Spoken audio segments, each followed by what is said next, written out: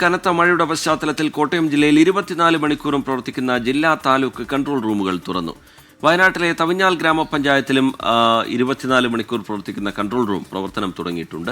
കാസർഗോഡ് വിനോദസഞ്ചാര മേഖലയിലെ നിയന്ത്രണങ്ങൾ ഇന്നും തുടരും. കൂടുതൽ വിശദാംശങ്ങളുമായി സുർജിത്ത് അയ്യപ്പത്ത് ചേരുന്നുണ്ട് വയനാട്ടിൽ നിന്ന്. സുർജിത്ത്, വയനാട്ടിൽ ഇപ്പോൾ മഴയുണ്ടോ? മുൻപ് മഴയുണ്ടായിരുന്നില്ല എന്ന് സുർജിത്ത് സൂചിപ്പിക്കുകയുണ്ടായി. ഏത് തരത്തിലുള്ള മുന്നൊരുക്കങ്ങളാണ് ജില്ലയിൽ പൂർത്തീകരിച്ചിട്ടുള്ളത്?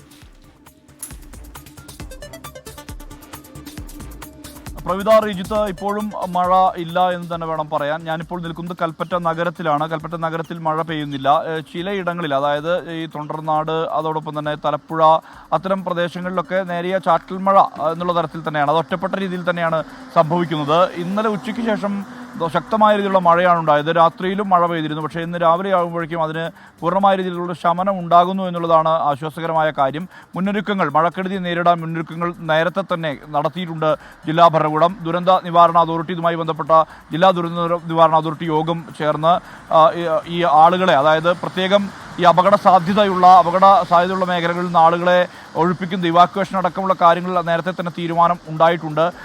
അവശ്യ ഘട്ടത്തിൽ അത് കൺട്രോൾ റൂം അടക്കം തുറന്നുകൊണ്ട്, കൂടുതൽ ദുരിതാശ്വാസ ക്യാമ്പുകൾ തുറന്നുകൊണ്ട് അത്തരത്തിലുള്ള നീക്കത്തിലേക്ക് കടക്കാനുള്ള നിർദ്ദേശമെല്ലാം തന്നെ നേരത്തെ തന്നെ നൽകിയിട്ടുണ്ട്. അത് മാർച്ച് മാസത്തിൽ തന്നെ ജില്ലാ ഭരണകൂടം ഇതുമായി ബന്ധപ്പെട്ട കാര്യങ്ങളെല്ലാം തന്നെ പൂർത്തിയാക്കിയതാണ്. കഴിഞ്ഞ ദിവസം ജില്ലാ കളക്ടറെ കണ്ടപ്പോൾ പോലും അവർ ഇക്കാര്യത്തിൽ മറ്റൊരു ആശങ്കയും നിലവിലില്ല എന്നുള്ള തരത്തിൽ തന്നെയാണ് പറഞ്ഞിട്ടുള്ളത്.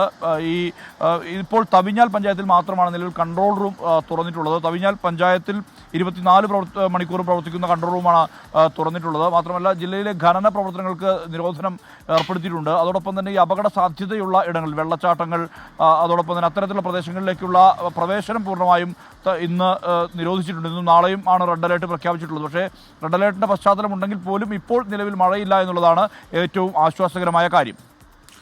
ശരി, സുർജിത്ത് അയ്യപ്പത്ത് വിവരങ്ങൾ നൽകുകയായിരുന്നു.